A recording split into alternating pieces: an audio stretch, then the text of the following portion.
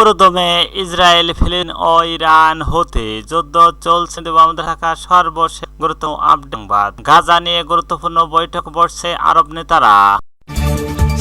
এরপর শরণার্থী হত্যা করল সেনারা। আরো জানিয়ে দেব, ইসরায়েলের কাছে 4 জনের লাশ হস্তান্তর করছে হামাস।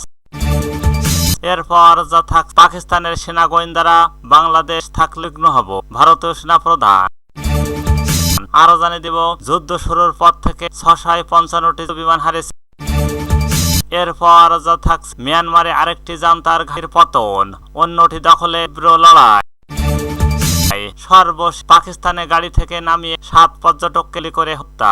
এতক্ষণ শুন সংবাদ শিরোনাম, এবার বিস্তারিত। তার আগে থাকবে আজকের সম্পর্কে আপনার মূল্যবান মতামত। যদি ভালো লাগে লাইক, কমেন্ট, শেয়ার করুন।